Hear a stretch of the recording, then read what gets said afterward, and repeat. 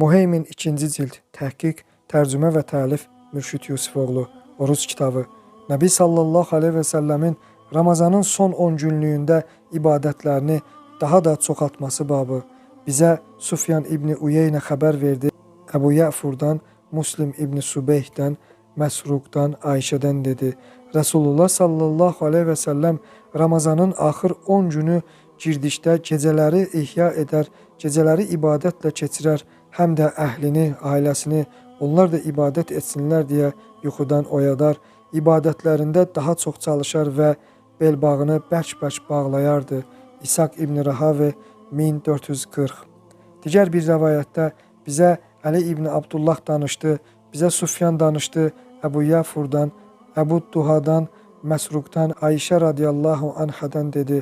Nəbi sallallahu aleyhi və səlləm Ramazanın axır 10 günü girdikdə belbağını bərk-bərk bağlayar, gecələri həm özü ihya edər, həm də ailəsini, onlar da ibadət etsinlər deyə yuxudan oyadardı. Buxari 2024. Hədisi Humeydi, İshak İbni Rahavi, Əhməd, Buxari, Muslim, Əbu Davud, Nəsai, İbn Macə və İbn Xuzeymə rəvayət etmişdir. Tək çadırda etikaf etmək babı. Bizə Ya'la İbni Ubeyd xəbər verdi, bizə Yahya İbni Səid xəbər verdi, Amradan, Ayşədən dedi. Resulullah sallallahu aleyhi və səlləm etikaf etmək istədikdə sübh namazını qılar, sonra da etikaf etmək istədiyi yerə daxil olardı. O, son 10 gündə etikafa girdi, əmr etdi və onun üçün öz çadırı quruldu. Ayşə də əmr etdi, onun da çadırı quruldu. Sonra Hafsa əmr etdi, onun da çadırı quruldu. Zeynəb o ikisinin çadırlarını gördükdə əmr etdi, onun da çadırı quruldu. Resulullah sallallahu aleyhi və səlləm bunu gördükdə dedi, bununla birri, yaxşı əməl istəyirsiniz. Bundan sonra o, Ramazanın son 10 gününü etikafa girmədi. Şəvvalda 10 gün etikafda qaldı. İshak İbni Rahavi 1154. Hədisi Məlik, Əbu Bəkr İbn Əbi Şeybə, Humeydi, Buxari, Muslim, Əbu Davud, Nəsai, İbn Macə, Tirmizi, İbn Xuzeymə, İbn Hibban, Əbu Əvanə və İbn Carud rəvayət etmişdir. Məsciddə etikaf babı.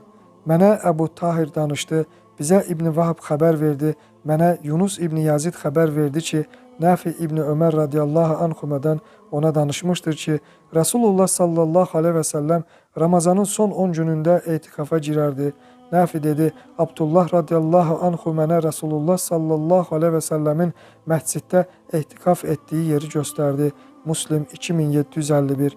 Hədisi Əhməd, Buxari, Muslim, Əbu Davud və İbn Macə rəvayət etmişdir. Ehtikaf edənin ehtikafını sübh namazından sonra başlaması babı. Bizə Əbu Numan danışdı, bizə Həmməd İbn Zeyd danışdı, bizə Yahya danışdı, Amradan, Ayşə radiyallahu anhadan dedi.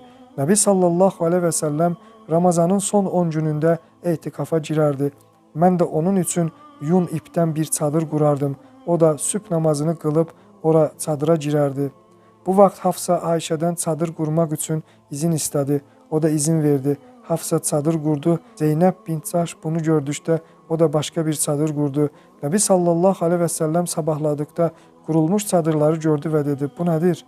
Ona çadırları kimin qurduğu xəbər verildikdə Nəbi sallallahu aleyhi və səlləm dedi, bununla birri, yaxşı əməl istəyirsiniz.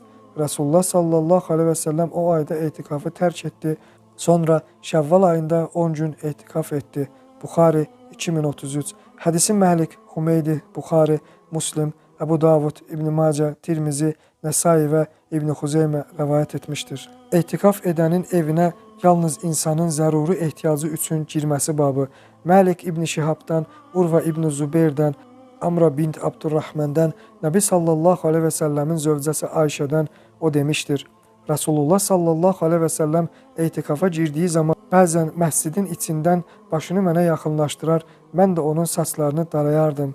Nəbi sallallahu aleyhi və səlləm evə yalnız bir insanın ehtiyacı olan şeylər üçün girərdi. Məlik 866. Hədisi Məlik, Əhməd, Muslim və Əbu Davud rəvayət etmişdir. Heyzli qadının etikafda olan ərinin başını daraması babı. Məlik Hişam İbn Urvadan, atasından, Nəbi sallallahu aleyhi və səlləmin zövcəsi Ayşədən o demişdir. Mən heyzli olduğum halda Resulullah sallallahu aleyhi və səlləmin başını darayardım. Məlik 155. Digər bir rəvayətdə bizə Sufyan danışdı dedi, bizə Hişam İbni Urva danışdı, atasından Ayşədən dedi. Rasulullah sallallahu aleyhi və səlləm məsciddə etiqafda idi, başını mənə tərəf çıxardı, mən də onu yudum. O zaman mən heyizli idim. Humeydi 184. Digər bir rəvayətdə bizə Vaqi xəbər verdi, bizə Hişam xəbər verdi atasından Ayşədən. O, heyizli ikən Rasulullah sallallahu aleyhi və səlləmin başını darayardı. İshak İbn Rahavə 846. Digər bir rəvayətdə bizə Vaqi danışdı dedi, bizə Hişam danışdı, atasından Ayşədən dedi. Rasulullah sallallahu aleyhi və səlləm mücavir ikən, yəni etiqafda ikən və mən də heyizli ikən başını mənə tərəf yaxınlaşdırıb mənim qucağıma qoyurdu. Mən də onu yuyub darayardım. Əbu Bəkr İbn Əbi Şeybə 2125. Hədisi Məlik, Humeydi İbn Əbi Şeybə, İshak İbn Rahavə, Əhməd, Darimi, Buxari, Muslim, Əbu Davud, Nəsai, Tirmizi, Şəmaildə İbn Macə, Əbu Yələ, İbn Xuzeymə və İbn Hibban rəvayət etmişdir.